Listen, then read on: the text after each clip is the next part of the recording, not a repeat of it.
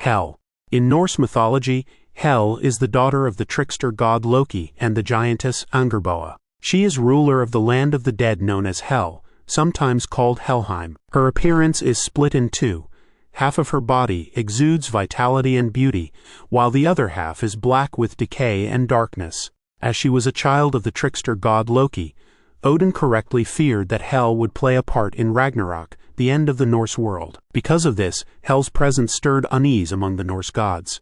Odin decided to banish Hel to the realm of the dead. In this somber domain, Hel oversees the destinies of those who did not ascend to the majestic halls of Valhalla or the peaceful fields of Folkvanger. Hel's throne within her realm was known as the sick bed, as her subjects were ones who died through old age or disease, rather than through an honorable battle. Her life in Hel, however, is a grand one, living in mansions with the souls of the dead acting as servants for her. It is said that during Ragnarok, Hel will aid her father Loki and use her people to create an army of the dead to rally against the Norse Aesir gods.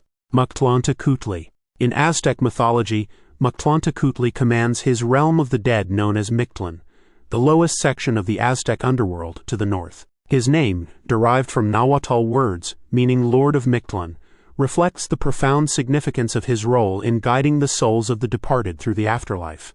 Depicted with a fearsome skeletal visage and adorned with regal attire, Mictlantecuhtli is also the god of fertility and abundance. Alongside his wife Mictlantecuhtli, the queen of Mictlan, he governs the destinies of the departed with the highest authority. Anku. In Breton mythology, originating in Brittany, France, and Cornish folklore, Anku is a mysterious and ominous figure that personifies death. Looking like the Grim Reaper, Anku is depicted as a skeletal figure or a hooded man with a scythe. Anku is both a harbinger and a guardian of the deceased. He is often associated with graveyards and is said to be a collector of souls, guiding them to the afterlife. Legends describe him as a silent and solitary figure, stoically collecting the dead in his cart or chariot, and his presence is considered an omen of impending death.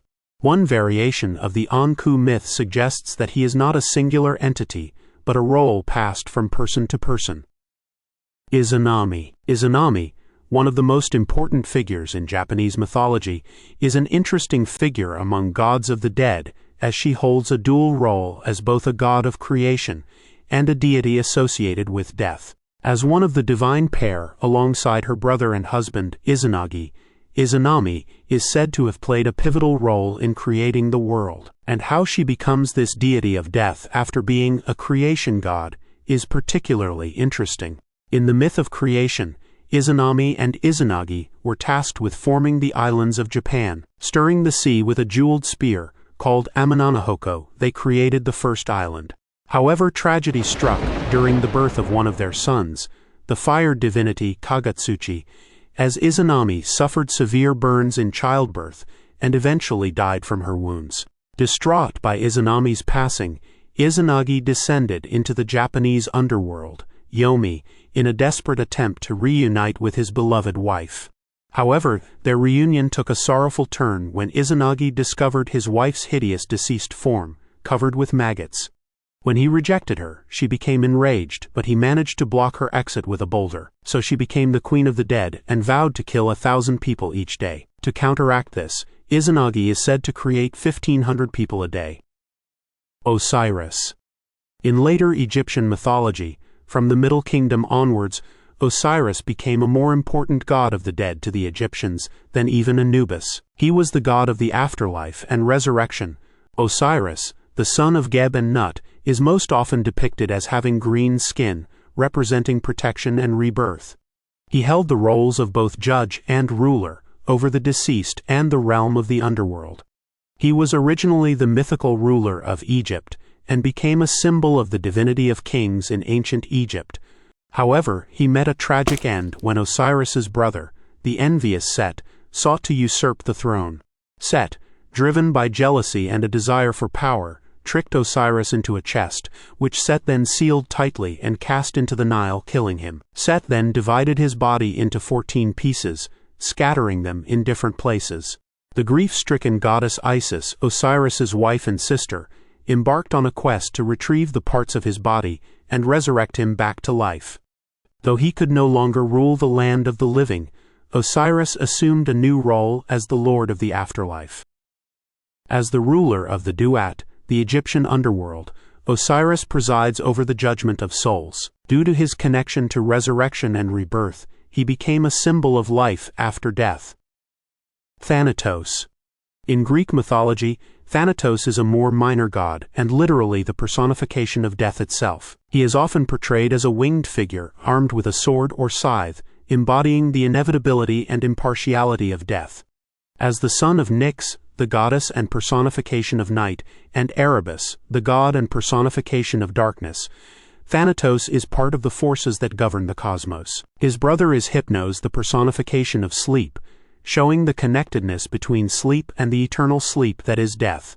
Thanatos is not seen as a malevolent figure, but rather a neutral force executing the natural order of existence. In one myth, he is tasked with carrying the princess Alcestis to the underworld, bringing death to her, but is stopped in this mission by the demigod Heracles. Shalut. In Aztec mythology, Shalut is a god of life, death, and the elemental forces of fire and lightning. As the god of twins, transformation, and monsters, Shalut plays a distinctive role in the pantheon. Depicted with the head of a canine, Shalut is often associated with dogs, who were seen as guides to the afterlife, helping the dead traverse the 9 levels of hell, or Mictlan, as previously discussed. Shalut's connection with death is more complex than the aforementioned Mictlantecuhtli, as he is believed to guide the sun through the underworld during the night, ensuring its safe return at dawn. The metaphorical death and rebirth of the sun in this nocturnal journey is symbolic of the natural cycle of life and death. Anubis. Anubis is a revered deity of the dead and funerary rites in Egyptian mythology, commanding both awe and reverence with his distinct jackal-headed image. As the son of Osiris and Nephthys, Anubis plays a vital role in the afterlife, guiding souls through the intricate journey of judgment and preservation, and protecting the tombs after death. Anubis is a divine authority responsible for safeguarding the deceased during their transition to the afterlife. Anubis is the chief embalmer, overseeing the elaborate rituals of mummification that ensure the preservation of the deceased's body for the challenges that await in the afterlife. Priests in Egypt who supervised the mummification of a body wore jackal head masks in reverence to the god. During the Judgment of the Heart ceremony, Anubis stands beside the scales, carefully measuring the weight of the deceased's heart against the feather of Ma, the goddess of truth and justice. This pivotal moment determines the soul's fate, whether it will find eternal peace in the fields of Aru or be devoured by the devourer of the dead, Ammit. Puch. Coming from Mayan mythology, Puch, also known as Sison, is a formidable and fearsome deity, holding dominion over death and the underworld, often depicted with a terrifying skeletal face and adorned with deathly symbols. As the ruler of Mitnal, the lowest and darkest realm of the Mayan underworld, Puch presides over the fate of souls after death. In Maya belief, Puch is not only a harbinger of death, but also a relentless hunter of souls. Legends speak of his swift and merciless pursuit of the departed, underscoring the Mayans' awareness of the inescapable nature of death. Shinigami. In Japanese mythology and folklore, the concept of Shinigami represents a class of supernatural beings known as kami, which are the closest figures in Shintoism to gods or deities. The term Shinigami translates to kami of death or death spirit. Shinigami are not necessarily evil entities. They often act as psychopomps, leading souls to the afterlife and ensuring a smooth journey. However, unlike the famous Western Grim Reaper idea of a psychopomp, the Shinigami are not a single malevolent figure, but a collective term for spirits with various roles in the process of death. Mo. In the ancient mythology of the Canaanites and the Ugaritic people, Mo, also known as Motu, stands as a formidable deity presiding over death and the underworld. Representing the personification of mortality and the cycle of life, Mo plays a pivotal role in the cosmic balance of the Canaanite pantheon. Mo is often depicted as a fearsome devourer, symbolizing the insatiable hunger of death for all living things. In the Canaanite mythological narrative, Mo engages in a cyclical struggle with his enemy Baal, the storm god and a symbol of life and fertility. This perpetual battle represents the dynamic tension between life and death, growth and decay. Yama. In Hinduism, Yama stands as the formidable deity of death and the just ruler of the afterlife, presiding over matters of death and the cosmic order. Yama's father is the god of the sun and the creator of the material universe, Surya, with his mother being one of his goddess consorts, Saranyu. Yama resides in his home known as Naraka, surrounded by spirits of the departed who serve him. His role extends beyond being the lord of death. He is the embodiment of Dharma, ensuring that justice is served out to all souls based on their earthly deeds. Guided by the principles of righteousness, Yama orchestrates the process of judgment after death. He has a sword in one of his hands and a karma mirror in his other, as tools of judgment. His formidable attendants or messengers, the Yamadutas, ensure the orderly transition of the departed to the various destinations dictated by their karma. Tuoni. In Finnish mythology, Tuoni is an important deity associated with death and the underworld. As the god of the dead, Tuoni plays a pivotal role in the afterlife and the fate of departed souls in the Finnish belief system. Tuoni is often portrayed as a dark and ominous figure, ruling over the realm of Tuonela or Manala, the Finnish underworld. Unlike Puch or deities of death in other mythologies, Tuoni is not depicted as malevolent.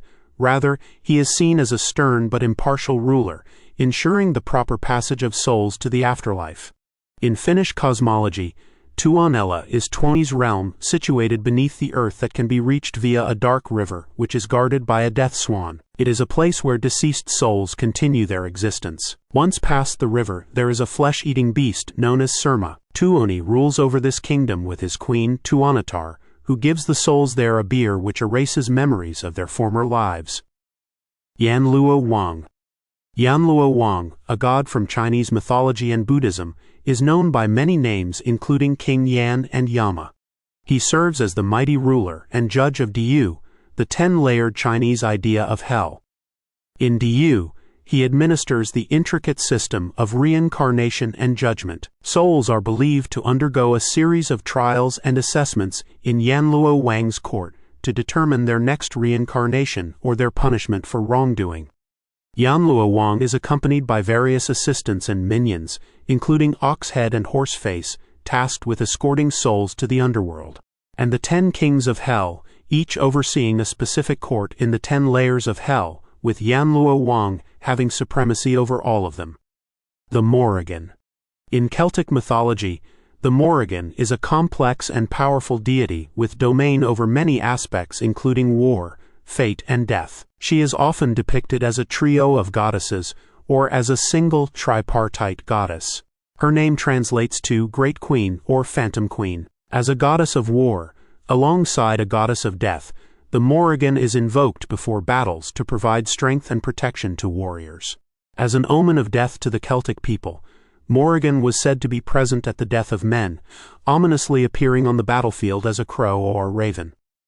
Ereshkigal.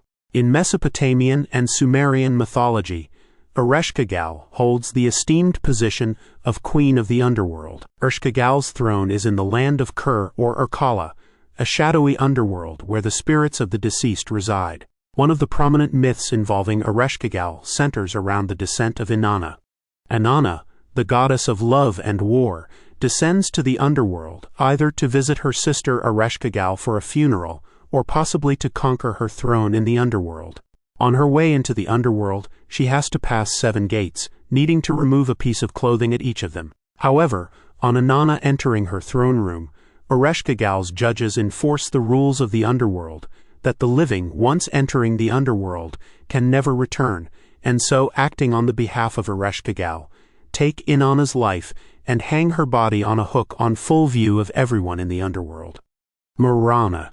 In Slavic mythology, the enigmatic deity, known as Marana, was a goddess associated with winter, death, and the life cycle. An allegory of the seasons, her presence is especially felt during the colder months, as she embodies the harsh and unforgiving aspects of the winter season that cause the death of crops and leaves. One prominent myth involving Marana is the cycle of her marriage to Eurylo, the god of fertility and spring.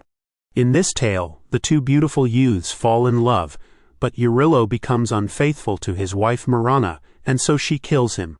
Without his youthful fertility in the world, she grows into an evil old hag, and dies of old age, and when spring comes the two meet again, and the cycle happens every year. During winter festivals and rituals, Slavic communities would burn effigies of Marana to appease winter and ensure the renewal of the cycle and arrival of spring. Hades. In Greek mythology, Hades is a powerful deity who presides over the underworld, the realm of the dead. Hades came to rule over the underworld after a battle with his fellow Olympians against the Titans known as the Titanomachy. After overthrowing the Titans, Hades and his brothers drew lots, and Zeus became the ruler of the skies, Poseidon the seas, and Hades the land of the dead, known as the Underworld, or Hades after the god of the dead himself. Contrary to misconceptions in popular culture, Hades wasn't seen as an evil god. Yes, he ruled the underworld, but Greeks saw him as a necessary force, maintaining balance in the universe. He is often depicted stoically ruling alongside his queen, Persephone, and his faithful multi-headed hound, Cerberus. Erlik. The god of the dead and the underworld, Erlik, comes from the mythologies of Turkic and Mongolic peoples. Erlik is often depicted as an evil and Satan-like figure, believed to reside in Tamag, the Turkic version of hell, where he governs the spirits of the departed and uses his evil spirits to torment living beings and spread disease in the mortal realm.